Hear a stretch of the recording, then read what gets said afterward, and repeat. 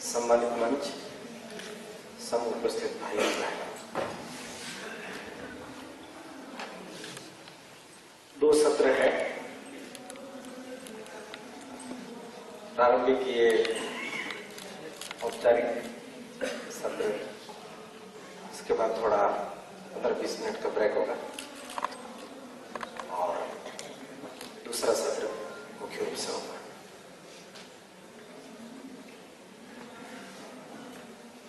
कुछ लोग ट्रेन में यात्रा करने के लिए अपने घर से निकले। रेलवे स्टेशन पर पहुंचते पहुंचते थोड़ा समय हो गया। जैसे ही स्टेशन पर उन्होंने कदम रखा, टिकट ली और रेल ने सी टिकट दी। गार्ड ने भी हरी झंडी दिखा दी। ट्रेन रवाना हो गई। 3-4 लोग थे, थोड़ा कम करना, 3-4 लोग थे। तो स्टेशन के अंदर घुसे तो ट्रेन आगे आगे निकलने लगी, तो सोचा कि दौड़ करके पकड़ लेंगे, तो दौड़ने लगे। ट्रेन आगे थी, ये पीछे थे। अब लास्ट वाला जो डिब्बा था, डिब्बे के अंदर बैठे हुए लोगों ने देखा कि बेचारे दौड़ रहे हैं, तो उन्होंने भी उनका उत्साह वर्धन करने के लिए गेट पर आ गए। थोड़ा तेज, वो और थोड़ा तेज करने लगे। ऐसी दौड़ भाग करते करते थोड़ा तेज में एक ने तो हैंडल पकड़ लिया, दूसरे ने भी पकड़ लिया। लोगों ने हाथ दे करके उसको अंदर लिया। भगवान का लाख लाख शुक्र है कि ट्रेन आपसे छूटी नहीं। उन्होंने कहा छूटी नहीं, जिनको छोड़ने आए थे वो तो पीछे ही छूट गए, हम तो छोड़ने आए थे। सावरकर जी का जो किस्सा है वो लगभग ऐसे ही। और सावरकर जी नहीं, ऐसी एक लंबी श्रृंखला है। जिनको ट्रेन में बैठना चाहिए था वो तो बैठे नहीं, और जो छोड़ने आए थे वो बैठ गए। इतिहास पढ़ करके देखिए आप। 1947 में जब हमारा देश आजाद हुआ, उस समय में जिन लोगों के हाथों शिक्षा की व्यवस्था आई, उन लोगों को स्थापित किया जिनके कारण से स्वतंत्रता नहीं आई थी। और जिनके कारण से हम नगर निगम के प्रांगण में हैं, बाहर ही एक दीर्घा लगी हुई है, यहाँ शौर्य दीर्घा बोलते हैं उसको।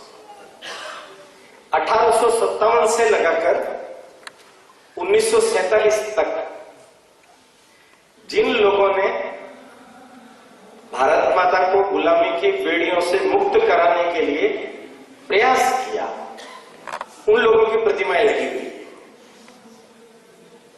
उनके नाम इतिहास की पाठ्य पुस्तकों में सामान्य तौर पर नहीं मिलते हैं, तो जैसे जल्दी से निकाल दिए जाते हैं वैसे। अंग्रेज 200 वर्ष भारत में रहे। मैं ऐसी बात बोलना ज्यादा पसंद नहीं करता, किंतु बोलना पड़ता है और सावरकर जी को ध्यान में रख करके शायद बोलना पड़ेगा। इसलिए मैं प्रारंभ यहीं से करता हूं कि दे दी हमें आजादी बिना खड़क बिना ढाल, साबरमती के संत। ये जो हम गीत सुनते हैं, अहिंसा के आंदोलन को गांधी जी ने निस्संदेह बल दिया। हमारी आजादी की लड़ाई में उनका भी अपना एक योगदान था, पर केवल उनका नहीं था, और केवल उनके कारण से और अहिंसा के कारण से आजादी नहीं। आजादी के लिए रक्त अर्पण करना पड़ा। ये सावरकर जी जिन्होंने पहली बार ये बोला कि मां है वो रक्त का बलिदान चाहती है, उसके बिना वो तुष्ट नहीं होगी, उसके बिना वो मुक्त नहीं होगी, सशस्त्र क्रांति करनी पड़ेगी, ऐसा उन्होंने बोला। पूरा इतिहास उठा करके देख लीजिए, यही वो व्यक्ति है कि जिन्होंने 1857 का स्वातंत्र समर जो था, देश की आजादी के लिए जो योजना बनाई गई थी, उस योजना को गदर कहा है। वो अपना घर खाली कराने के लिए उनके खिलाफ विद्रोह कर रहे हैं। कितनी विचित्र बात। घर हमारा, हम आपको खाली करने के लिए बोल रहे हैं, आप कह रहे हो आप विद्रोह कर रहे हो। उसकी 50वीं वर्षगांठ गदर के रूप में लंदन में मनाई गई। तब सावरकर जी ने ही पहली बार विदेश की धरती पर अंग्रेजों का विरोध किया। इन्होंने उनके पैरेलल एक कार्यक्रम किया और उस कार्यक्रम में उन्होंने बताया कि यह स्वतंत्र समर है, न कि विद्रोह। 1857 का आजादी का जो आंदोलन है, अगर वो सफल हो जाता तो 100 साल पहले देश आजाद हो जाता। तो होना था, कमल फूल और रोटी से पूरे देश भर में संदेश पहुंच गया था। हर छावनी में संदेश पहुंच चुका था। अंग्रेज लोगों ने हमारे लोगों का धर्म कितना हल्का बना दिया कि गौ का रक्त भी अगर मुंह पर लग जाए तो हम भ्रष्ट हो जाते। गौ की चर्बी, रक्त से कारतूस बनाए गए, सुअर की चर्बी से भी कारतूस बनाए गए। हिंदुओं और मुसलमानों में उस समय में भारी एकता थी, उसमें फूट डालने का प्रयास किया गया। मंगल पांडे हैं, ये सहन नहीं की। 31 मई को जो क्रांति होनी थी वो मेरठ में 10 मई को ही हो गई और उसने हडसन नाम का एक अंग्रेज अधिकारी था, उसको गोली मार दी और वहां से वो क्रांति शुरू हो गई। 20 दिन के अंदर जो 31 मई को होनी थी, पूरे देश भर में व्यापक पैमाने पर फैल गई। हमारे यहां मेवाड़ भी 1857 की क्रांति का बहुत बड़ा केंद्र रहा है। आहुआ पास में स्थान है। कुशाल सिंह जी करके जो आहुआ के राजा थे, मैक मोशन करके अंग्रेज अधिकारी था, उसकी गर्दन काट करके उन्होंने अपने पोड़ के अंदर लटका दिया। 2000 की सेना 6 महीने तक घेरा डाल के आहुआ का बैठी रही, अंदर प्रवेश नहीं करने। वही कुशाल सिंह जी यहां आए, तो हमारे मारना था शंभू सिंह जी, सलूबर के अंदर, कोठारिया के अंदर, इन सब ठिकानों को जागृत करते हुए स्वतंत्रता का बहुत बड़ा आंदोलन मेवाड़ में भी चलाया गया। राजस्थान में कोटा, नसीराबाद, ब्यावर, ये इस क्रांति के बहुत बड़े केंद्र रहे हैं। 1857 से जो क्रांति शुरू हुई वो थमी नहीं, और अंग्रेजों ने गोलीबारी करके उन्हें मार दिया। वैसा का वैसा कांड जलियांवाला अमृतसर में। जनरल ओ डायर, उसने स्टन गन चलाने का आदेश दिया, निहत्थे लोगों के ऊपर गोलीबारी की। न केवल वो लोग मारे गए, बल्कि भागते समय में एक बड़ा कुआं था, कुएं के अंदर लगातार गिरते गिरते पूरा का पूरा कुआं लाशों से पट पड़ा। उन लाशों में ये उधम सिंह, उसने कहा मैं पहचानता नहीं हूं, लाशों को मैं थोड़ा उलट पुलट कर सकता हूं, तुम मेरे साथ चलो, तुम पहचान लेना, देख लेना, परंतु तो ध्यान रखना, रोना मत, क्योंकि तुम रोओगी तो ये स्टन गन फिर से गरजेगी। चुपचाप लेकर के उलट पुलट किया और जैसे ही उसके पति की लाश उसकी आंखों के सामने आई, आप जानते हैं, चीख निकल गई। स्टन गन गरजी, गोली उधम सिंह के हाथ पर लगी। बड़ी मुश्किल से हाथ दबाया उसने, उस लाश को कंधे पर लिया, बाहर लेकर के आया। वो लाहौर की थी, रत्ना देवी उसका पति था। सुरक्षित उसको भेजने की व्यवस्था की गई। खून से सनी हुई उस मिट्टी को उसने अपने हाथ में लिया और प्रतिज्ञा की कि जिस जनरल डायर के आज्ञा से ये कांड हुआ है, मैं उसके खून से इन सबको श्रद्धांजलि दूंगा। भगत सिंह उस समय छोटे थे, स्कूल से लौट करके आए, उनको ये घटना मालूम पड़ी, वो वहां गए, फूट फूट के रोए। एक शीशी लेकर के गए थे कांच की, उसमें वो खून से सनी हुई मिट्टी भर करके घर में लेके आए। पूजा गृह में रखी, हाथ जोड़ करके खड़े हो गए। उसकी बहन ने पूछा ये क्या है, तो कहा क्रांतिकारियों की मिट्टी है, ये मुझे जीवन जीने की प्रेरणा देगी।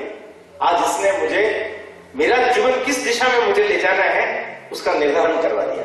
एक छोटे से बच्चे को खून से सनी हुई मिट्टी कितनी बड़ी प्रेरणा देती है। उधम सिंह ने क्या किया, यह घटना 1919 की है। आप सोचिए उसने बदला कब लिया, 1940। 20 साल तक उसके हृदय में यह आग धधकती रही, वो खून से सनी हुई मिट्टी उसको प्रेरणा देती रही, मुझे बदला लेना है, मुझे बदला लेना है, मुझे बदला लेना है। इंजीनियरिंग की पढ़ाई करने के लिए वो इंग्लैंड गया, लंदन, और वहां उसने एक कार्यक्रम में जनरल ओ डायर आने वाले हैं, पहुंच गया। ये कार्यक्रम समाप्त हो गया, कोट पैंट पहने हुए था, हाथ कोट की जेब में, अंदर दोनों हाथों में पिस्तौलें। जनरल ओ डायर के सामने जाने के बाद में बोला, आप ही मिस्टर जनरल ओ डायर हैं?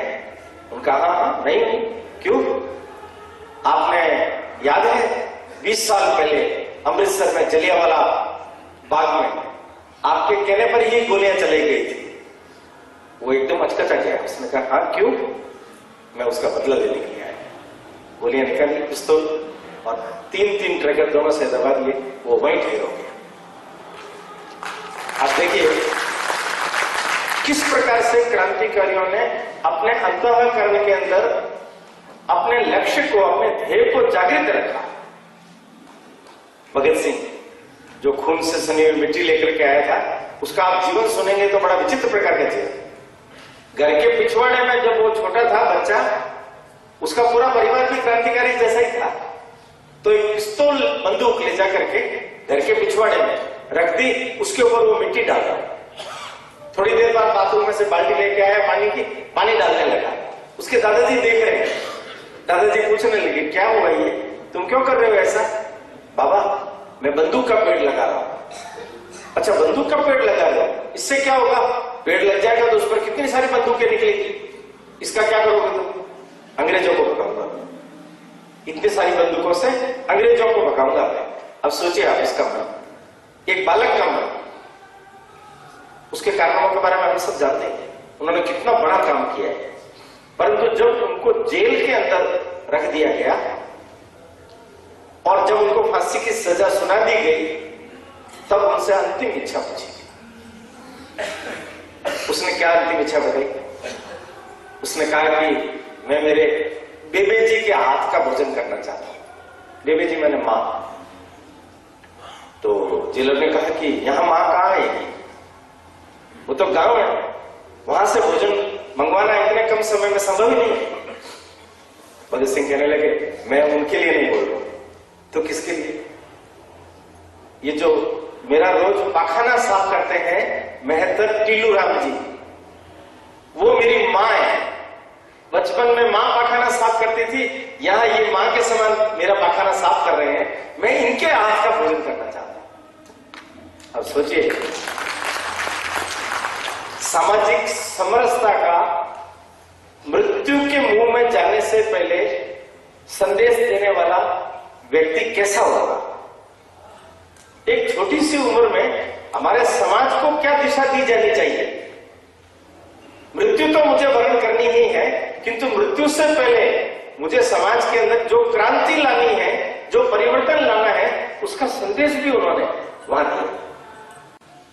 चंद्रशेखर आजाद के बारे में तो जानते हैं, आजाद हूं आजादी रहूं।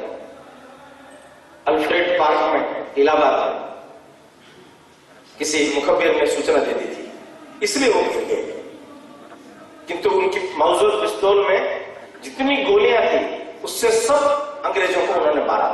एक गोली बच गई, तब उन्होंने कनपट्टी पर लगा करके अपना खुद का प्राणांत कर दिया। आजाद हूं आजाद रहूंगा, उसको साकार किया। अंग्रेजों के हाथ में जीते जी नैतिकता का भाव उनके मन में था। उन्होंने स्वयं ने अलग अलग जगहों पर जाकर के क्रांतिकारियों के संदर्भ में जानकारियां इकट्ठी की। उन्होंने अपना घर बेच दिया। उनके खुद के संतान नहीं थी, पुत्रियां थी। पुत्रियों ने ही अंतिम समय में अपने पिताजी का सारा भार अपने कंधों पर लिया। सुभाष चंद्र बोस पर कालजयी सुभाष, बहुत बड़ा ग्रंथ उन्होंने लिखा है। क्रांतिकारियों पर आज पर्याप्त सामग्री सामने आई है, पर दुर्भाग्य की बात केवल इतनी सी है कि पाठ्य पुस्तकों को उनको जितना स्थान मिलना चाहिए था वो नहीं मिला। पीढ़ी के प्रति, वर्तमान सत्ताधीशों के प्रति अश्रद्धा तो नहीं पैदा हो जाएगी। इसी मनोभाव से हमारे यहाँ के जितने भी इतिहास के गौरवशाली पृष्ठ बन सकते थे उनको बनने नहीं दिया। मैं समुत्कर्ष समिति को विशेष रूप से धन्यवाद देना चाहता हूं कि ऐसे भूले बिसरे क्रांतिकारी और खासतौर पर क्रांतिकारियों के सिरमौर वीर सावरकर, जिनको पूरी तरह से हाशिए पर रख दिया, उनके बारे में आम लोगों को बहुत कम जानकारी मिले, इसलिए पाठ्य पुस्तकों में उनको कोई स्थान नहीं दिया गया। अगर आप देखेंगे तो हमारे इतिहास के पाठ्य पुस्तकों में जिन लोगों के विवरण ज्यादा है वो भी सब योजनाबद्ध तरीके से,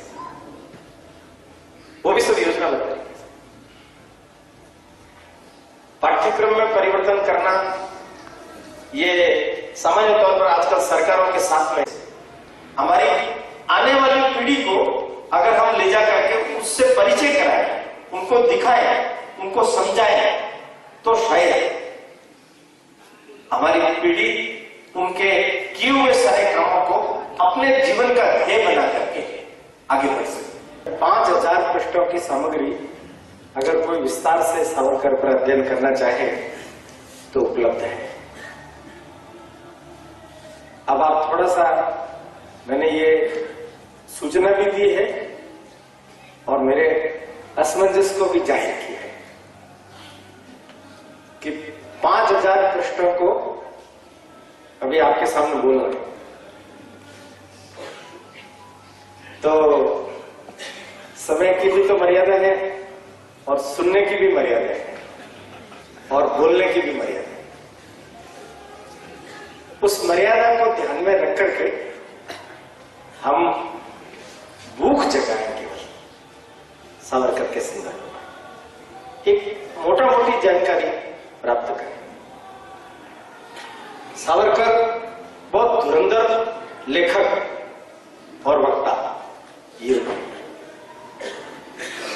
इनके खुद के द्वारा भी लिखा गया साहित्य अगर हम पढ़ेंगे तो ही इतना अधिक है कि उसको पढ़ना भी काफी कठिन काम है। किंतु इस थोड़े से समय में हम सावरकर को ठीक ढंग से समझ सकें, इसके लिए सरलता के लिए मैंने इसके 3 हिस्से किए हैं। हम सब जानते हैं 28 मई 1883 के दिन सावरकर का जन्म और 26 फरवरी 1966 माने देश की आजादी के भी लगभग 20 साल बाद उनका देहावसान हुआ है। कुल 83 साल उनका पूरा जीवन उसके 3 हिस्से किए। 83 साल के 3 हिस्से, 3 शब्द ध्यान रखिए। पहला शब्द है आवाहन, दूसरा शब्द है आहुति और तीसरा शब्द है आत्मो उत्सर्ग। इन 3 शब्दों में उनका पूरा जीवन, कालखंड भी 3 निर्धारित किए हैं। योग ऐसा बना कि जब निर्धारित कर रहा था मैं, तो विभाजन जब किया तो पहला 27 वर्ष, दूसरा भी 27 वर्ष, तीसरा 2 साल उन्होंने ज्यादा जिए इसलिए 29 वर्ष। 1800 83 से 1910 आवाहन, 1910 से 1927 आहुति, 1937 से 1966 ये आत्मोत्सर्ग। शब्दों को ध्यान देखिए। आवाहन, एक चुनौती दी जा रही है कि आपको करना क्या है, आपके अपने जीवन का लक्ष्य क्या है। ये लक्ष्य के अनुरूप आपका जीवन आगे बढ़ रहा है या नहीं। तो 1910 तक उनके जीवन का क्रम इसी ढंग से आगे बढ़ेगा। और आहुति, ये राष्ट्र के लिए जो पद्धति है, पहले खुद का नाम फिर पिताजी का। तो सावरकर जी के बारे में हम सावरकर जी सुनते हैं, ये सरनेम है। नाम है इनका विनायक राव, पिताजी का नाम है दामोदर राव। विनायक दामोदर सावरकर, पर घर में इनको तात्या इस नाम से बोलते हैं, तात्या राव। इनसे बड़े एक भाई, इनसे छोटे एक भाई। बड़े भाई गणेश, छोटे भाई नारायण। पर बड़े भाई को भी घर में बाला साहब इस नाम से ही बोलते। एक भाई मैना। वैसे 2 भाई और 1 बहन और थी, पर वो छुटपन में ही भगवान को प्यारी हो गई। पिताजी दामोदर पंत बोला, मां राधा भाई। 28 मई को जन्म हुआ है भगूर में। भगूर गांव में ही बचपन बीता है। कुल देवी के समक्ष जीवन का लक्ष्य निर्धारित हुआ है, पर भगवान जिनसे विशेष काम करवाना चाहता है उनके जीवन में सब चीजें विशेष ही होती, रूटीन नहीं होता। रूटीन तोड़ करके कुछ विशेष एक्स्ट्रा ऑर्डिनरी चीजें होती, प्रतिकूलता ही ज्यादा होती। सावरकर जी को देखिए, मां और पिताजी दोनों का साया छुटपन में ही इनके सिर पर से उठ गया। 9 साल के ही मां चली गई, 14 साल के हैं पिताजी चले। अब आप सोचिए थोड़ा, माता पिता के अभाव में एक बालक के मन पर क्या व्यवस्था पनप पाती है। उसका कोई जीवन का लक्ष्य आकार ले पाता है? लेता है। किससे लेता है? कुछ परिस्थितियां ऐसी बनती है, जैसे प्रतिकूलता की है तो प्रतिकूलता का अर्थ यही है कि सोने को तपाया जा रहा है, उसमें निखार है, तप रहा है। कठिनाइयों में, अभावों में, प्रतिकूलताओं में, दुखों में उसकी परवरिश हो रही है। पर वो इतना सजग है कि देश दुनिया में घटने वाली एक एक घटना का प्रभाव उसके बाल मन पर व्यापक पैमाने पर हो रहा है। एक घटना जिसका सबसे ज्यादा प्रभाव उनके मन पर हुआ, प्लेग, ये बीमारी। इनके पिताजी का स्वर्गवास भी उसी में हुआ। जिस समय पिताजी का स्वर्गवास हुआ था तो पिताजी सेवा में लगे हुए थे नासिक, और ये खुद भी पिताजी के साथ सेवा में लगा हुआ था। एक एक दिन में 5-5, 7-7 बार शमशान जाकर के आना पड़ता है। 1997 प्लेग जब फैला, पूना में ज्यादा प्रभाव था उसका।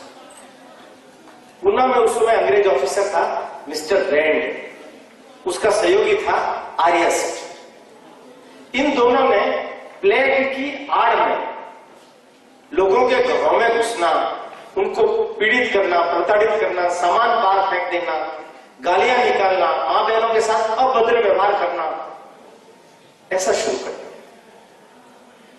हम जानते हैं हमारे भारत के एक बहुत बड़े महापुरुष लोकमान्य तिलक पुणे में बैठे,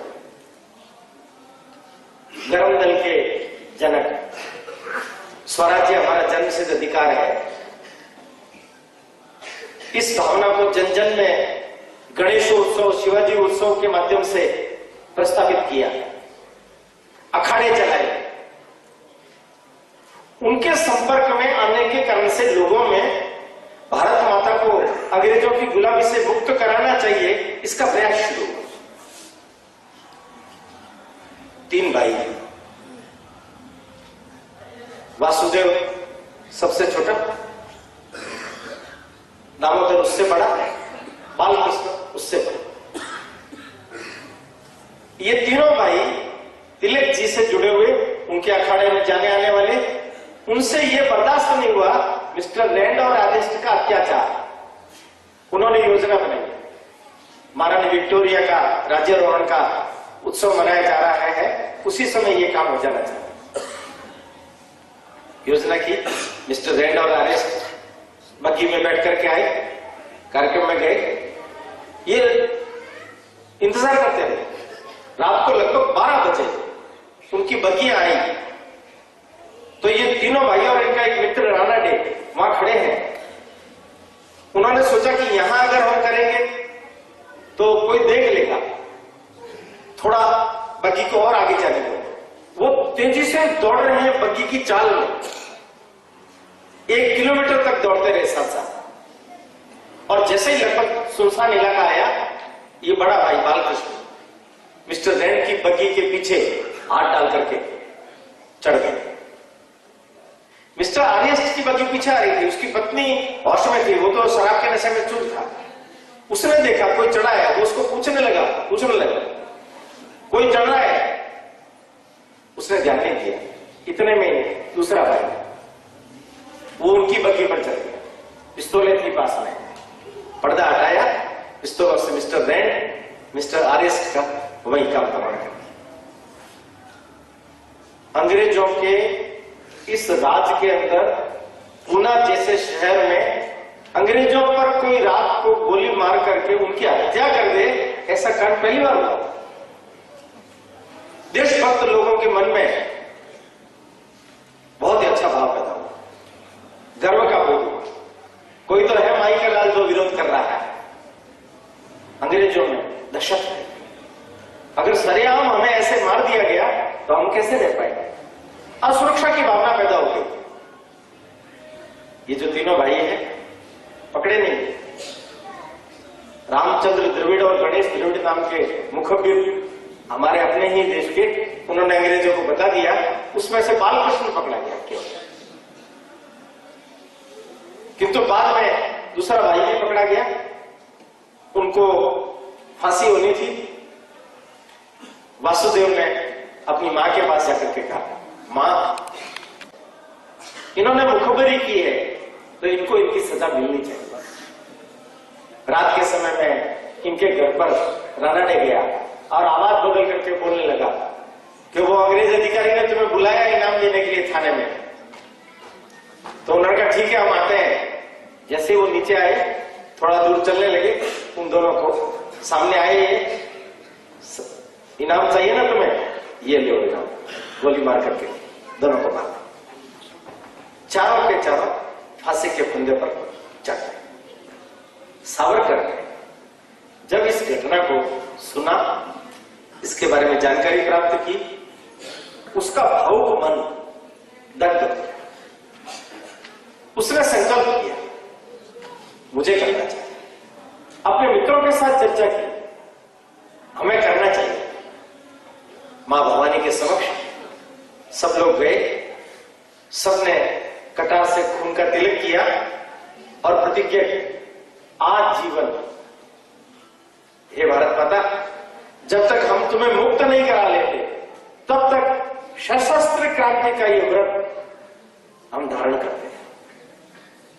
मित्र मेला नाम से एक छोटा सा उपक्रम नासिक में प्रारंभ हुआ, वही आगे जाकर के अभिनव भारत नाम का गुप्त क्रांतिकारी संगठन बनकर के महाराष्ट्र के अनेक गांवों के अंदर क्रांतिकारियों का बड़ा लंबा चौड़ा आधार कार्ड। नासिक में मैट्रिक की पढ़ाई इनकी पूरी हो गई। योग ऐसा बना कि उसी समय 1901 में यमुना बाई नामक युवती के साथ इनका विवाह हो गया। इनके बड़े भाई बाबा राव का भी विवाह जसोदा यशोदा भाभी, और छोटे भाई जो नारायण है इनका बाद में विवाह हुआ। डॉक्टरी की पढ़ाई की थी उन्होंने। उनकी पत्नी का नाम था शांता।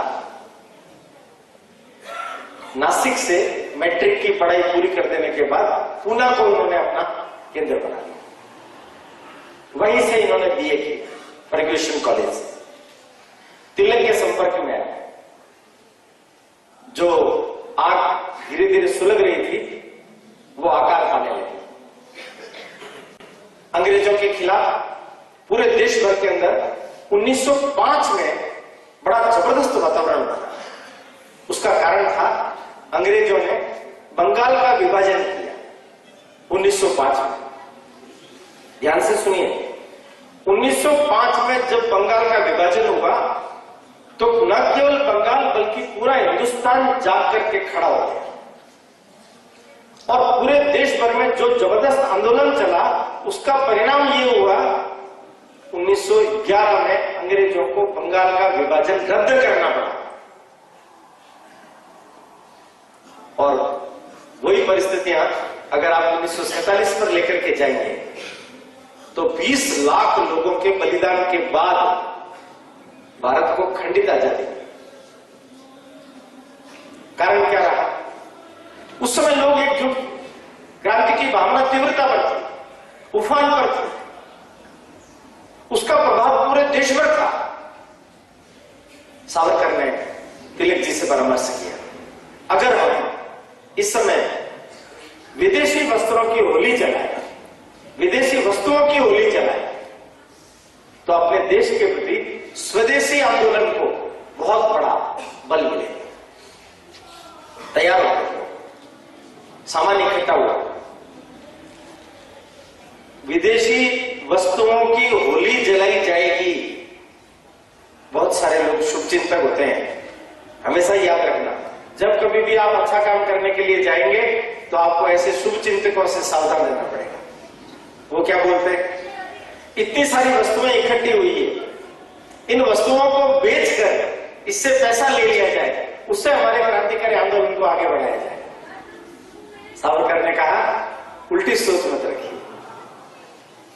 विदेशी वस्तुओं से जो पैसा आएगा, पैसा तो दूसरे माध्यम से भी इकट्ठा किया जा सकता है, पर जो जन भावनाएं जगाई जाएगी वो इसी में से ही पैदा हो सकती है। विदेशी वस्तुओं की होली जलाई गई। उस होली के जलाने का प्रभाव पूरे पूना क्षेत्र में नहीं, पूरे महाराष्ट्र के क्षेत्र में इतना जबरदस्त हुआ कि लोग जगह जगह पर होली जलाने लगे। सावरकर का भाषण हुआ।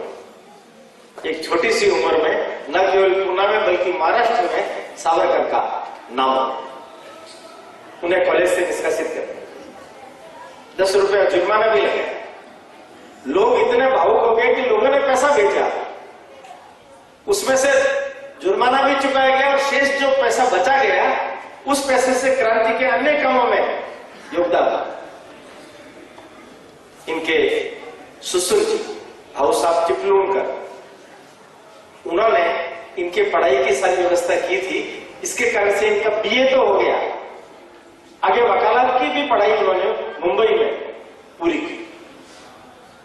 अब इनके मन के अंदर एक विचार है कि केवल भारत की भूमि में रहकर के अंग्रेजों का प्रतिकार करने की तुलना में उनकी खुद की धरती पर जाकर के, उनके खुद के सीने के नीचे अगर कोई उपक्रम किया जाए तो शायद हम ज्यादा जल्दी सफल हो पाएंगे।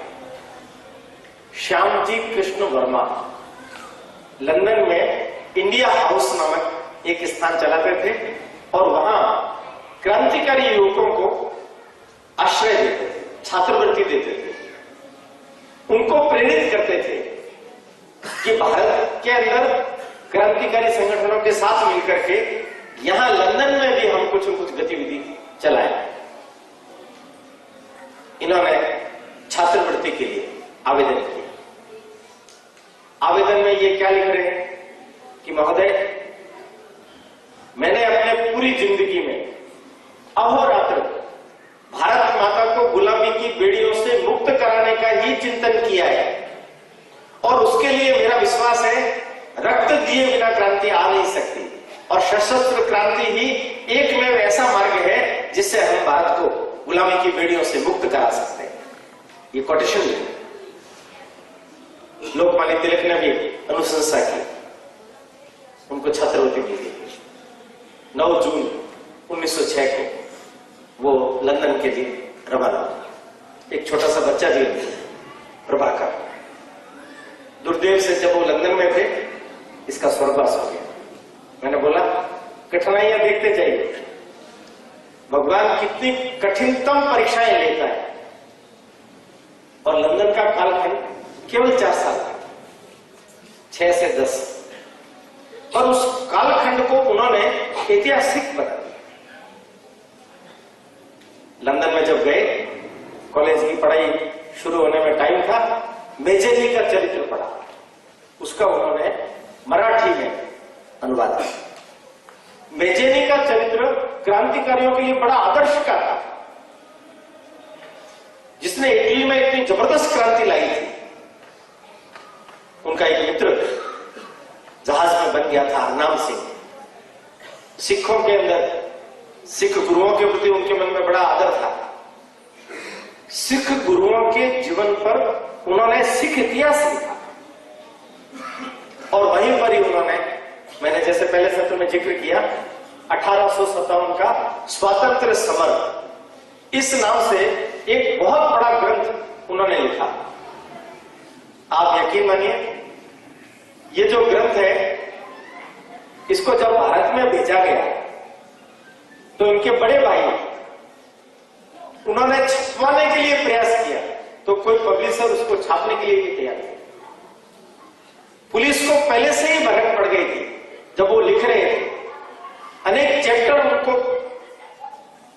ये ऊपर उनको चुप कराना पड़ेगा, उनको भनक पड़ गई थी। पुस्तक लिखने से पहले ही इस पुस्तक पर प्रतिबंध लगा दिया गया। ये भारत के अंदर नहीं, ये उस समय के कालखंड के अंदर एक बड़ी ऐतिहासिक घटना है कि पुस्तक को प्रकाशित होने से पहले ही प्रतिबंधित कर दिया गया। लोगों ने व्यवस्था की। आप लोगों ने कुछ नाम सुने होंगे, भाई परमानंद, लाला हरदयाल, वीवीएस अय्यर। ये उस समय में सावरकर जी के साथ मिलकर के श्यामजी कृष्ण वर्मा और मैडम भिकाजी कामा, ये भी एक नाम याद रखने लायक है। मैडम भिकाजी कामा भारत के अंदर क्रांतिकारियों के अंदर भी बड़ी सिरमौर महिला है, बड़ी दबंग महिला है, पारसी है। विदेश की धरती पर 37 वर्ष रही है और वहां रहकर के वो क्रांतिकारियों के लिए बहुत बड़ा सहारा बनी। केवल आर्थिक रूप से नहीं, उनको पिस्तौल, बम इत्यादि उपलब्ध कराने के लिए भी प्रयास किया गया। भारत का जो तिरंगा झंडा आज हम देखते हैं, 1907 में जर्मनी में उसने खुद ने कल्पना से खुद की भारत का एक नया ध्वज बनाया, वंदे मातरम लिखा, सूरज और चांद उस पर अंकित किए और वो ध्वज ले आया। भारत का अपना ध्वज होना चाहिए, इस संकल्पना को जन्म देने वाली मैडम भिकाजी कामा। सावरकर जी के साथ मिलकर के उनके मिशन को पूरा योगदान देना है, उनको बचाना है, उसका भी प्रयास उन्होंने किया। लंदन में रहते हुए गुरु गोविंद सिंह जी की जयंती, भगवान राम की जयंती, शिवाजी की जयंती और ये 50 वर्ष जो पूरे हुए क्रांति के, उसकी भी जयंती बैज वगैरह लगा करके उन्होंने वहां मनाई। उनकी गतिविधियों से अंग्रेज सरकार ने उनके पीछे गुप्तचर डाला, पुस्तकें भेजते थे भारत से, भारत को पिस्तौलें कटिंग करके उसके अंदर डाल दी जाती थी, पिस्तौलें भारत भेजी गई। बम कैसे बनाया जाए, जर्मन से 2 लोगों को सिखाने के लिए भेजा, सीख कर क्या है तो उसकी पुस्तक उसको भी भारत में भेजा गया। नासिक में कलेक्टर था मिस्टर जैक्सन, उसको अनंत कान्हारे नाम के एक युवक ने गोली मार करके हत्या कर। वो जो पिस्तौल काम में ली गई वो भी सावरकर ने बेची थी। पुस्तक के अंदर पिस्तौलें भेजना, वहां उन पिस्तौलों के माध्यम से एक साथ धमाके करना, ऐसी अनेक योजनाएं बनाई गई और उसमें उनके बड़े भाई बाबा राव सावरकर अग्रणी भूमिका में थे। इसलिए अंग्रेजों ने उनको गिरफ्तार करके अंडमान भेज दिया। उनके छोटे भाई नारायण राव को भी गिरफ्तार करके वहीं पूना में जेल में रखा गया। सोचिए, पुत्र चला गया, बड़े भाई अंडमान चले गए, छोटा भाई जेल में चला गया, बड़ा भाई अंडमान में क्या सोच रहा है, बैरिस्ट्री की पढ़ाई करने के लिए मेरा छोटा भाई लंदन गया हुआ है, एक आशा की किरण तो शेष है, और वो जो आशा की किरण है वो बैरिस्ट्री की पढ़ाई के नाम पर लंदन में क्या कर रहे हैं। उनके संपर्क में आया एक युवक मदन लाल नेहरा, सावरकर जी के उम्र का ही था। पूछा उसने सावरकर जी से, सावरकर जी एक बात पूछूं? पूछिए। बलिदान का सही वक्त कौन सा होता है? सावरकर जी का जब आदमी के मन में जम जाए वही सही वक्त होता है। तो मुझे जम गई है, मैं अपना बलिदान देना चाहता हूं। उनका तुम पुलिस के अत्याचार सहन कर लोगे क्या? तुम तो बड़ा छेल छबीला जीवन जीने वाले हो, कर लो, परीक्षा देनी पड़ेगी, दे दो। टेबल पर हाथ रखा, हाथ रखा, उनके पास एक नुकीला कोई किला था, जोर से उन्होंने उसकी हथेली के ऊपर घोंट दिया, खून निकला। सावरकर जी उसके चेहरे को देख रहे हैं, मुस्कुरा रहे। सावरकर जी सीने से लगा, परीक्षा में पास हुआ, 2 पिस्तौलें दी, अभ्यास कर इसका, करजन वाइली को मारना है, निश्चित तिथि पर तैयार होकर के सूट बूट पहन करके करजन वाइली से इसका परिचय था, मदन लाल नेहरा।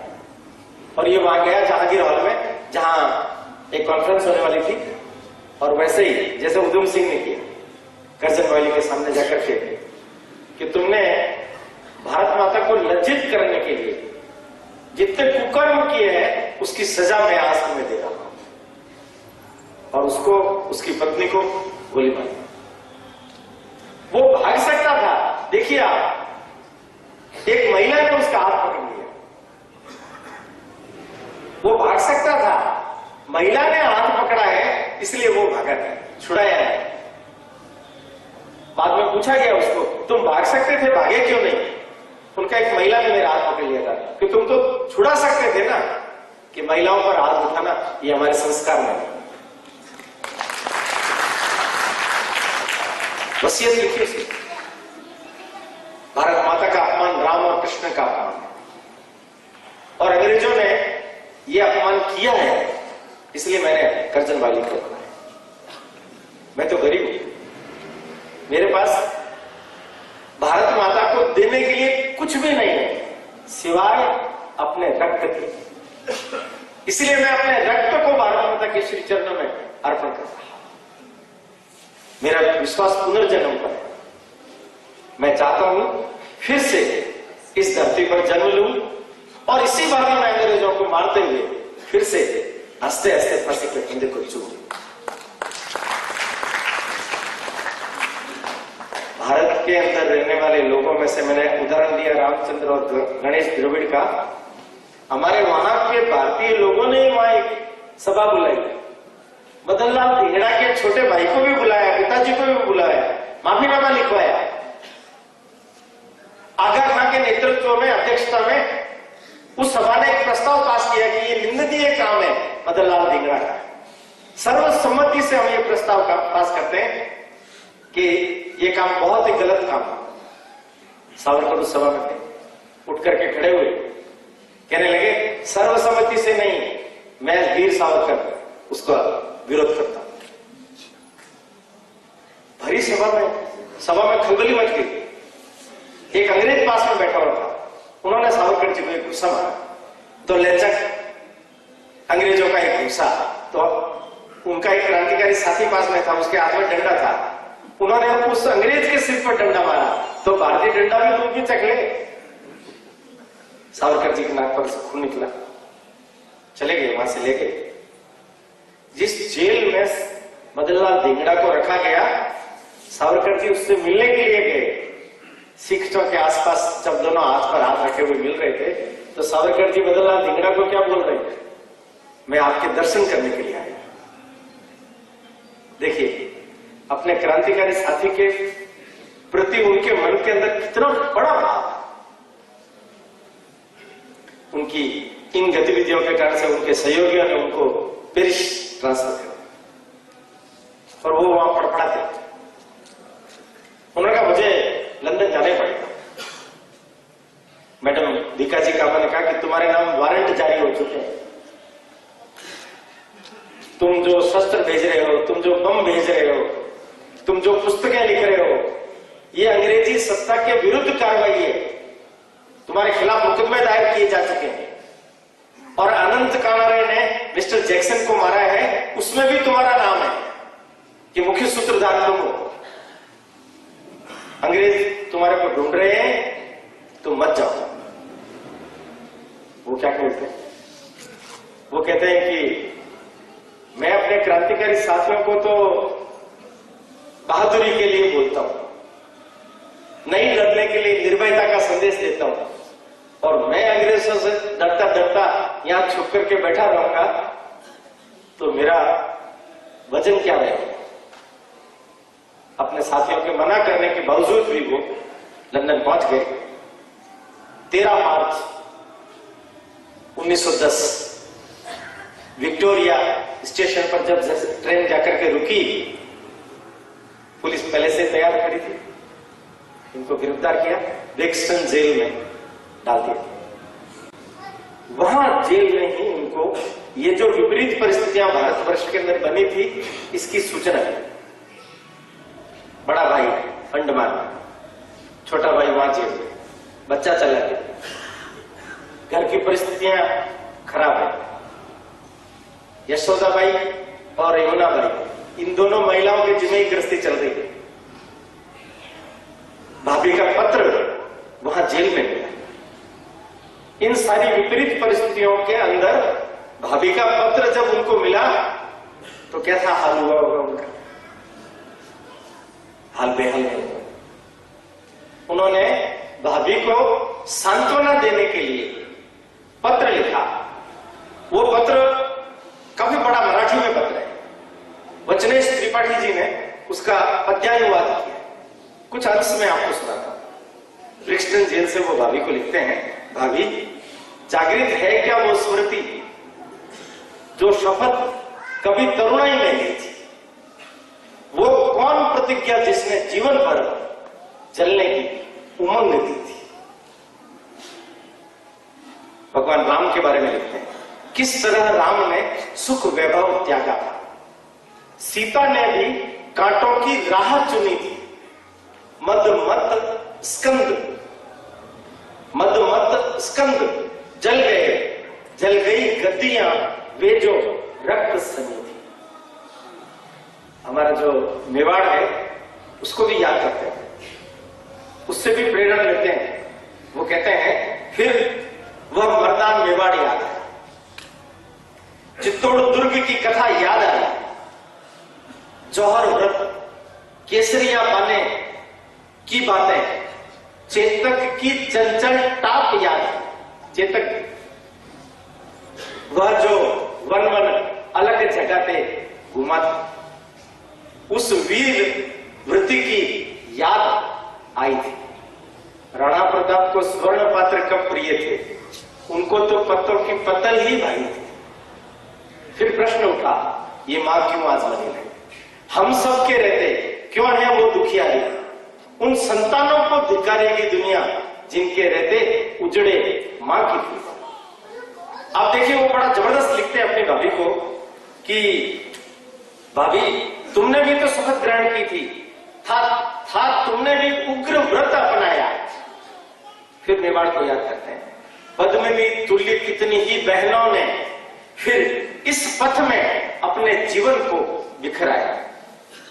जौहर हुआ पहला, 16,000 शतरानियों ने जौहर किया, उसकी याद दिलाते हैं भाभी को। 16,000 वो बहनें राजस्थान, जैसे हंसते हंसते कूदी जौहर ज्वाला, वह भारतीय मातृशक्ति बल लुप्त नहीं है। वो भाभी को कहते हैं, वह तेज अभी भी जीवित है, तुम जैसी सबला, तुम अबला नहीं, तुम सबला। और इसलिए वो भाभी को क्या कहते हैं कि दो क्या यदि 7 बंधु भी हो मेरे, 2 भाई नहीं 7 बंधु भी अगर मेरे होते तो मैया हम तेरे लिए उनकी बलि दे देते। माना मां की है 30 कोटि संतानें, उसमें 30 करोड़, माना मां की है 30 कोटि संतानें, पर धन्य वही जो मातृभक्ति में जीते। वो लिखते हैं अंत में, काटेंगे हम मां के बंधन काटेंगे, ये जीवन पाती इसी हेतु निपटेगी, बांटेंगे हम मां के दुख बांटेंगे, ये पूत प्रतिज्ञा कभी नहीं टूटेगी। ये नहीं किसी की नकल, नहीं है अंधभक्ति, हमने यह व्रत था सोच समझ अपनाया, यह पथ क्या क्या चाहेगा आगे चलकर थी पूर्व कल्पना, फिर भी कदम बढ़ा। सोचिए इस पत्र को पढ़कर के भाभी का सीना कितना चौड़ा होगा। भाभी ने और पत्नी ने जो प्रतिज्ञाएं साथ में रहकर के की थी, उन सबका स्मरण उन्होंने जब उनको दिलाया तो जीवन को तिल तिल कर जलाने का उनका संकल्प और अधिक प्रज्वलित हो। क्रांतिकारियों ने सावरकर जी को मुक्त कराने की योजना बनाई। मोरिया नामक जहाज में सावरकर जी को लेकर के भारत की ओर लेकर के आए। उस समय उन्होंने अंतर्राष्ट्रीय न्यायालय में मुकदमा दायर किया कि ये यही इनका न्याय होना चाहिए, किंतु वहां नहीं किया, उनको मुंबई ले जाएगा। तो योजना पहले से ही बना दी थी कि जहाज रास्ते में फ्रांस की सीमा पर मॉरिशस जो बंदरगाह है वहां रुकेगा, तब तो इनको हम उठा ले जाएंगे। जैसे ही बंदरगाह आया, सावरकर जी निवृत्त होने का बहाना किया, शौचालय के मैनहोल में से कूद गए, समुद्र की छाती पर कूद गए। निर्भयता कितनी भयंकर हो, तैरते हुए चले गए। बंदरगाह की दीवार पड़ी थी, उसके ऊपर चढ़ने का प्रयास किया, सफल नहीं हुए, फिर किया, सफल हो गए, भागने लगे वो। सामने फ्रांस के सैनिक सामने मिल गए थे, मैडम कामा, वीवीएस अय्यर, श्यामजी कृष्ण वर्मा, उनको पहुंचने में 15 मिनट की देरी हो गई। ये अंग्रेज पीछे पहुंच गए और जबरदस्ती पकड़ करके लेकर के आ गए। फ्रांस की धरती पर से इनको जबरदस्ती कैद किया गया। ये अंतर्राष्ट्रीय नियमों का उल्लंघन है, इसलिए हैग में मुकदमा इन लोगों ने दायर किया, पर इनको सफलता नहीं। फ्रांस अंग्रेजों के दबाव में आ गया, न्यायालय ने भी इनके पक्ष में फैसला नहीं दिया। अंततः मुंबई में इनके खिलाफ कार्रवाई। मैंने पहले बताया 2 आरोप थे, भारतवर्ष के क्रांतिकारियों को बम गोला बारूद भेजना साहित्य के माध्यम से अंग्रेजों का विरोध करना और अंग्रेजी सत्ता के खिलाफ राज्य क्रांति करना, ये विद्रोह है, राजद्रोह है, इसका मतलब। और दूसरा, अनंत कानारे ने जो मिस्टर जैक्सन को मारा, उसमें मुख्य सूत्रधार सावरकर। मुकदमा हम सब जानते हैं, अंग्रेजों के न्यायालय उस कालखंड के अंदर ऐसे ही हुआ करते थे, न्यायाधीश भी अंग्रेज, वकील भी अंग्रेज, न्याय देने वाले भी वो, और उन लोगों ने इनके सब प्रकार के बचाव के तथ्य, तर्क, उसको अस्वीकार करते हुए पहले से निर्धारित सजा सुना दी। आप देखिए, हम सब लोग तो भारतवर्ष के अंदर रहने वाले हैं, इसलिए पुनर्जन्म को मानते हैं कि दूसरा जन्म भी होता है, पर केवल एक ही जन्म में किसी को 2 जन्म का कारावास, दोनों ही अपराधों पर उनको एक एक जन्म का कारावास। उस समय 25 वर्ष का हुआ करता था। 1910 से 1960 ये भारत का पहला व्यक्ति है जिसको एक ही जन्म में 2 कारावास प्राप्त। सावरकर ने हंस करके क्या कहा, तुम अंग्रेज लोग भारत के पुनर्जन्म के सिद्धांत को नहीं मानते हो, पर 2 जन्म की सजा देकर के उसको भी मान लिया। जेल में जब रखा गया, इनकी पत्नी यमुना बाई मिलने के लिए सीखों पे नीचे से चरण स्पर्श किया, खड़ी हो गई, हाथ पर हाथ है, आंखों में आंसू। सावरकर जी अपनी पत्नी को क्या दिलासा देते हैं, सुनिए। पगली, रोती क्यों है? ईंट गारे से जोड़कर 4 तिनके जुटाकर चिड़िया भी अपना घोंसला बना। क्या तुम इसको संसार कहते? ये संसार है। हमने हमारे घर का चूल्हा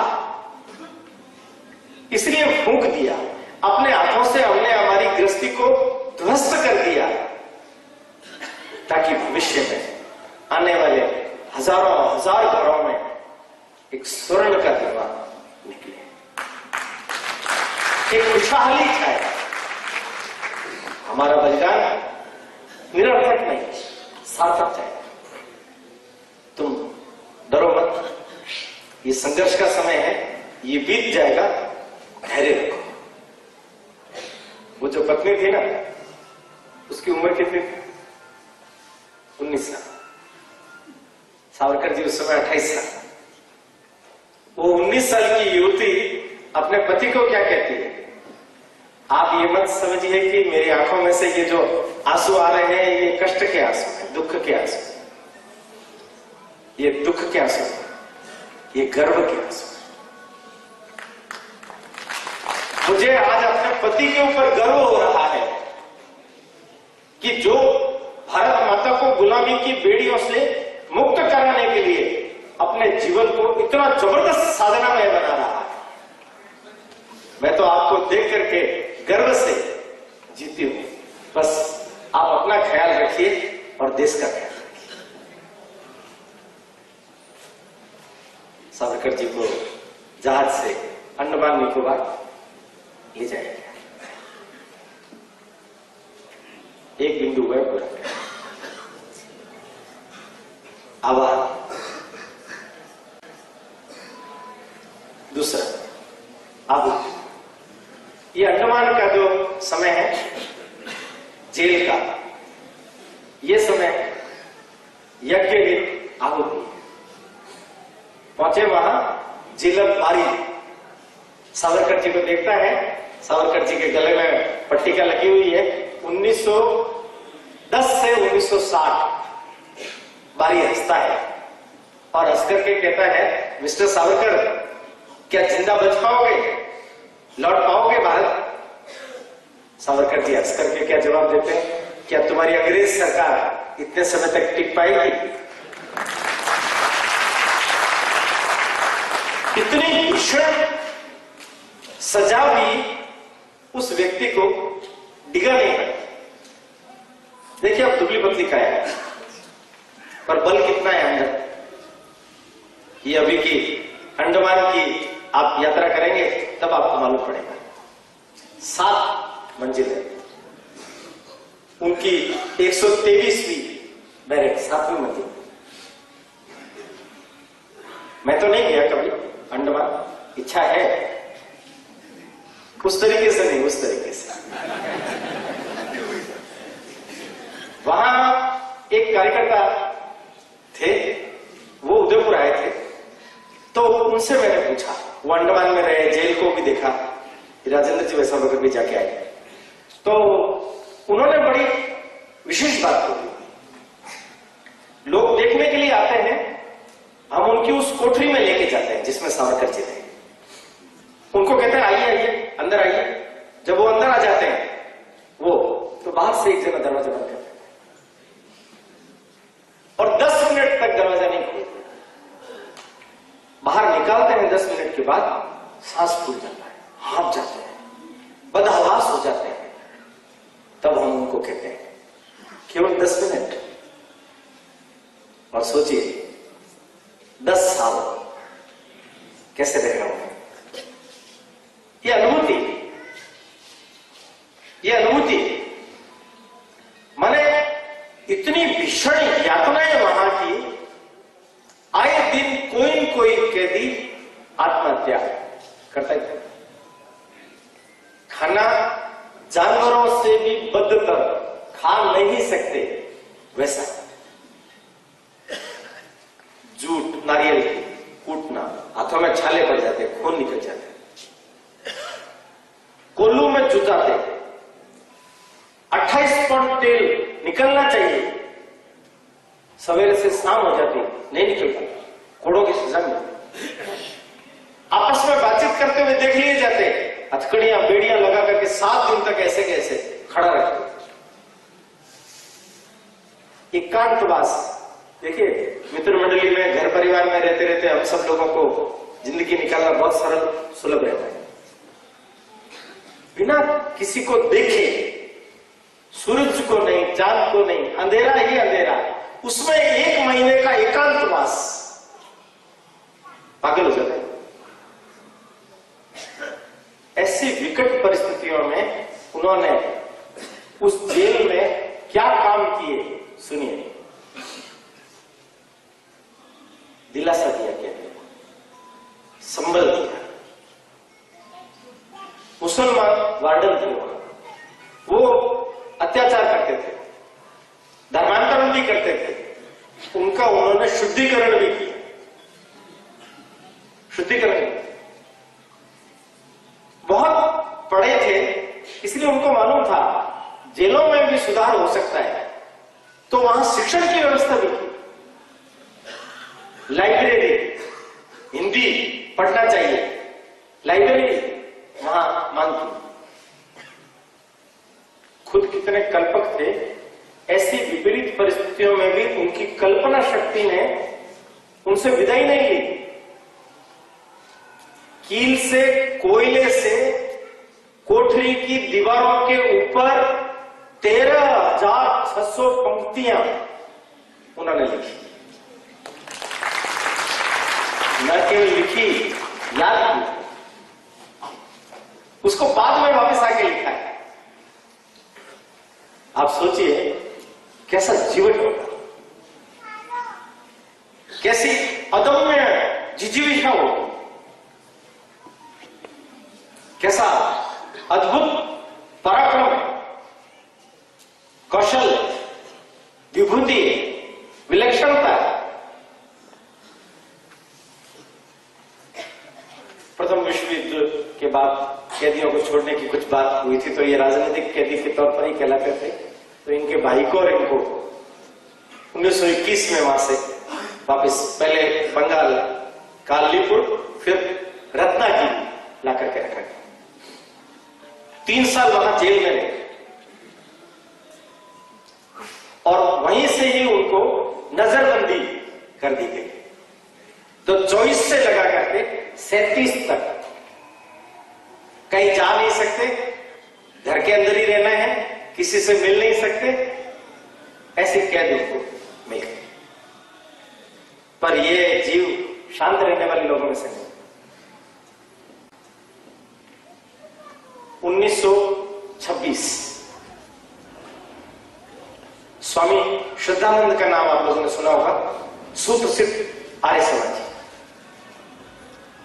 और देखिए भारतवर्ष के अंदर मुसलमानों के कालखंड के अंदर जोर जबरदस्ती हिंदुओं का जो धर्मांतरण किया गया, उन मुसलमानों में से उनको वापस हिंदू बनाने का बहुत बड़ा काम स्वामी श्रद्धानंद ने पंजाब के क्षेत्र में किया। 1.5 लाख लोग एक सिलसिला मुसलमान अब्दुल रशीद दोपहर के समय उनके घर के अंदर सोते हुए श्रद्धानंद पर गोली मार करके उनकी हत्या कर दी। यहां मैं एक बात बोल रहा हूं, ध्यान से सुनो। स्वामी श्रद्धानंद का श्रद्धांजलि समारोह जब किया गया, गांधी जी को उसमें बुलाया गया, गांधी जी ने मना कर दिया। ये मुसलमानों का शुद्धिकरण करके हिंदू बना रहे थे, मैं इस काम से सहमत नहीं हूं, इसलिए मैं उनकी श्रद्धांजलि सभा में नहीं आऊंगा।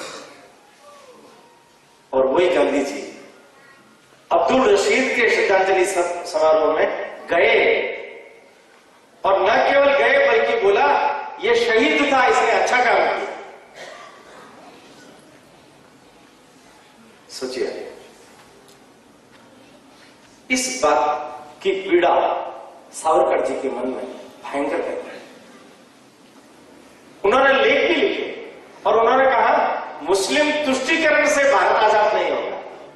कांग्रेस अगर इस रास्ते पर चलती है तो ये रास्ता विघातक होगा, देश के लिए भी नुकसानदायक होगा। इसलिए कांग्रेस को इस रास्ते पर नहीं चलना चाहिए। खिलाफत आंदोलन कांग्रेस ने समर्थन किया। शौकत अली उस समय के नेता सावरकर जी से मिलने के लिए आए। उन्होंने कहा आप हिंदूवादी मुहिम क्यों चला रहे हो? उन्होंने कहा तुम मुस्लिमवादी मुहिम क्यों चला रहे हो? मुसलमान और हिंदू को अलग अलग करके सोचने की जरूरत कहां है? बंगाल का जब विभाजन हुआ तब हिंदू मुसलमान भारत माता की संतान के नाते काम किए कि नहीं? तुम ऐसा क्यों नहीं करते? बातचीत के बाद जब शौकत अली बाहर आए, लंबा चौड़ा शरीर था सावरकर जी की तुलना में। सावरकर जी तो बहुत छोटे थे। उन्होंने कहा सावरकर जी मेरा शरीर देखते हो कि कितना बलिष्ठ है, अगर मैं चाहूं तो आपको गले लगा करके मसल सकता हूं। सावरकर जी ने हंस के कहा इतिहास फिर दोहरा देगा। शिवाजी ने भी अफजल खान को ऐसे ही मसला। लेकर के चले गए। 1930 और 31 में उन्होंने एक बहुत बड़ा जबरदस्त आंदोलन रत्नागिरी में चलाया। अछूतो उद्धार, शुद्धिकरण, अछूतो उद्धार। शुद्धिकरण में भी भाषा शुद्धि, मराठी में भी बहुत उर्दू शब्द आ गए, वो नहीं आने चाहिए। अंग्रेजी है तो शुद्ध अंग्रेजी, हिंदी है तो शुद्ध हिंदी। शुद्धिकरण, लिपि सुधार। पर उन्होंने पतित पावन मंदिर बनाया, लक्ष्मी नारायण का विग्रह उसमें प्रस्तावित किया और उसमें पुजारी भी अछूत। अछूतो उद्धार के लिए उन्होंने बड़ा जबरदस्त प्रयास किया। वो कहते थे कुत्ते को छूते हो, बिल्ली को दूध पिलाते हो, और अपने ही जैसे मनुष्य को अछूत कहकर के दुत्कारते। क्या वो तुम्हारे राम और कृष्ण का अनुयायी नहीं? सामाजिक समरसता का बहुत बड़ा काम उन्होंने अपने पूरे जीवन में किया। गांधी जी मिलने भी आए थे, 2 बार मिले हैं गांधी जी। उनकी पत्नी के साथ में, कस्तूरबा के साथ में रत्नागिरी में उनके घर आए। तब गांधी जी ने भी ये बात बोली कि इन साधक दंपति को देखो और इनसे आशीर्वाद प्राप्त करो। सावरकर जी तो उनसे छोटे थे 20 साल, और दोनों उनसे झुक करके आशीर्वाद की याचना करने लगे। सावरकर जी ने स्पष्ट शब्दों में गांधी जी को बोला, मुस्लिम लीग की गतिविधियों को अगर आप महत्व दोगे, ये आगे जाकर के नासूर बन जाएगा, फिर इसका इलाज संभव है। 1937 इनको नजरबंदी से मुक्त कर दिया। आहुति को मैंने थोड़ा संक्षिप्त किया और ऐसे आत्मोत्सर्ग भी संक्षिप्त। 1937 में हिंदू महासभा, उनका इनको अध्यक्ष चुन लिया गया। 5 साल तक ये हिंदू महासभा के अध्यक्ष थे।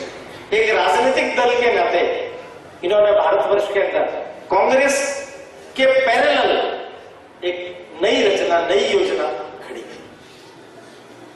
कांग्रेस के साथ इनका विमत केवल इतना ही था कि कांग्रेस मुस्लिम तुष्टीकरण में विश्वास करती है और हम हिंदुत्व, हिंदू राष्ट्र, इस पर ही विश्वास करते हैं।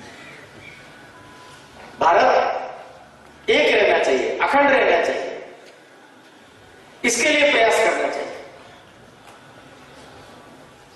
1942 में इनका 60वां जन्मदिवस मनाया गया। 45 में इनके बड़े भाई बाबाराव का निधन हो गया। 47 से पहले वो चेतावनी दे चुके थे, पर भारत का विभाजन हुआ। मैंने आपको बताया 20 लाख लोग उनके बलिदानों से, उनके रक्त से भारत माता को आजादी प्राप्त हुई।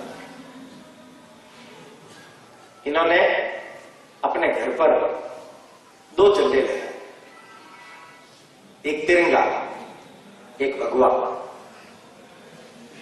पत्रकारों ने पूछा इनको कि सावरकर जी, देश को आजादी मिली, ये तिरंगा ध्वज फहराया गया, ये तो समझ में आता है, पर ये भगवा क्यों? उन्होंने कहा, आजादी अभी अधूरी है, यह खंडित भारत का याद दिलाता रहेगा भगवा ध्वज। जब तक मेरा देश, मेरा भारत अखंड नहीं होगा, तब तक मैं चैन से नहीं बैठूंगा। 49 में छोटे भाई का भी स्वर्गवास हो गया।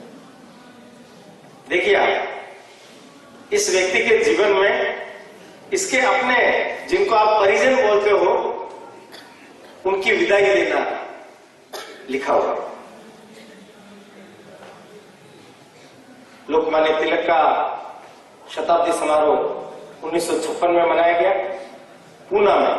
तब इन्होंने कहा कि ये वो व्यक्ति है जिसने स्वराज्य के लिए, स्वतंत्रता के लिए सबसे पहले संघनाद किया था, और देश जब आजाद हो गया है तो इनका जन्म शताब्दी दिल्ली में मनाया जाना चाहिए था, पर हम पूना में मना रहे।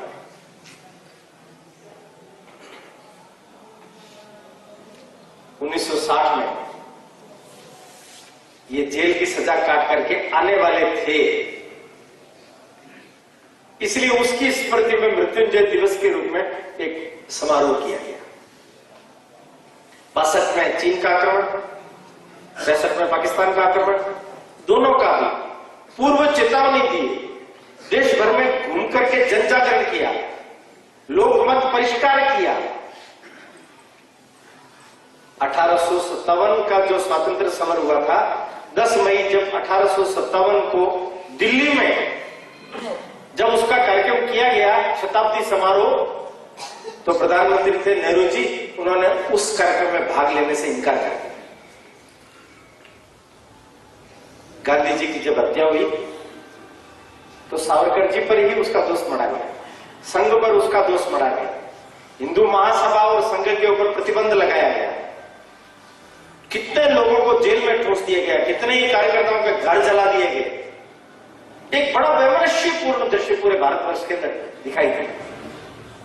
संघ और हिंदू महासभा को कुचलने का कहने वाले नेहरू जी उस काम को तो पूरा नहीं कर पाए। अंततः दोनों ही अग्नि में से तप करके खरे सोने की बातें उभर करके देश के सामने है। सावरकर जी को दोबारा स्वतंत्र भारत में 1 साल जेल में रखा।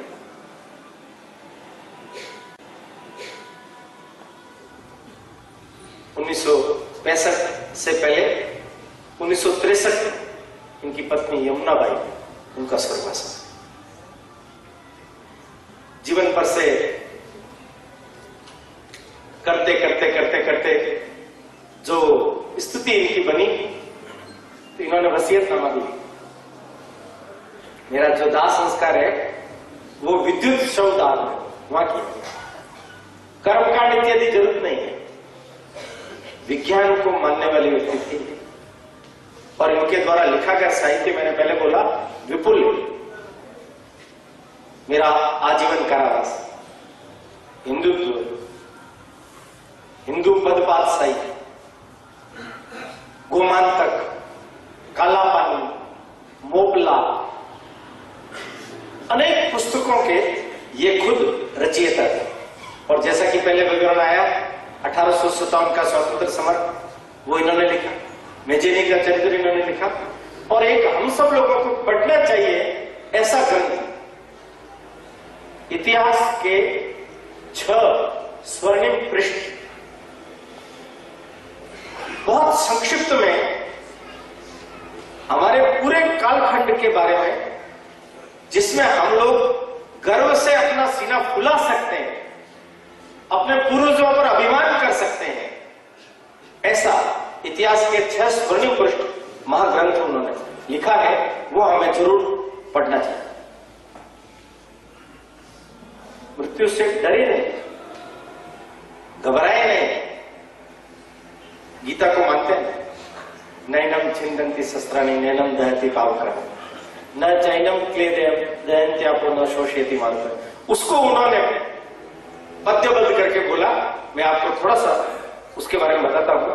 अनादि में अनंत में अवध्य में भला, मार सके कौन मुझे जगती रिपु भला, गमन करूं जब हठात धर्म हेतु में, मृत्यु को चुनौती दे खड़ा समर में, अग्नि से अदग्ध, अग्नि जला नहीं सकती, मैं अभेद्य खड़ग से, खड़ग काट नहीं सकता, भाग चला भीरू मृत्यु डरत मुझी से, भ्रमित रिपु साथ उसे मृत्यु वैसे ही मुझे चला डरा है, अनादि में अनंत में अवध्य में चला। निश्चय करिए। प्रायोपवेशन, योजनाबद्ध तरीके से मृत्यु को आमंत्रित किया उन्होंने। खाना पीना बंद, केवल चाय।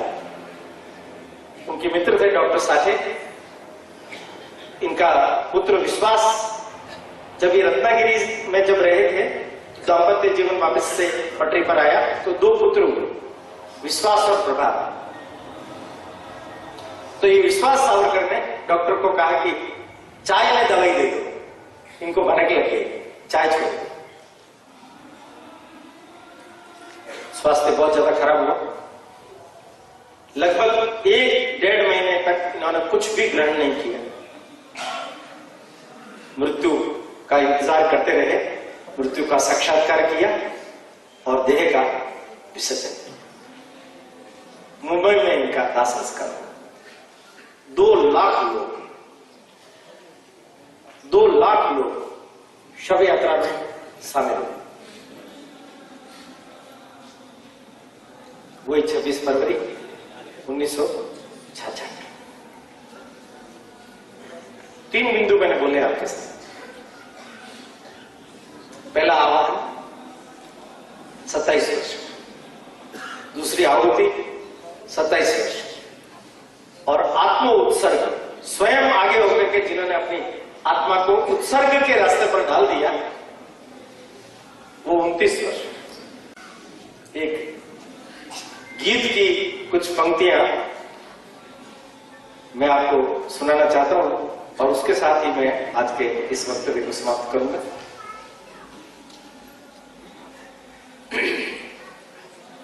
जिस माता के स्नेह प्रेम से पोषित है हम सबके ये तन,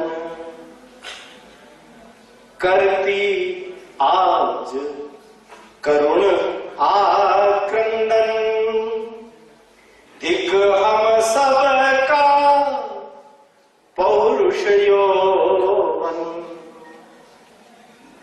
वह जीवन भी क्या जीवन है जो माता के काम न आए। उठो मिटा दे दुख माता के, उठो मिटा दे दुख माता के, होवे जीवन सफल हमारा। आज यही युग धर्म हमारा, आज यही युग धर्म हमारा। भारत माता की जय।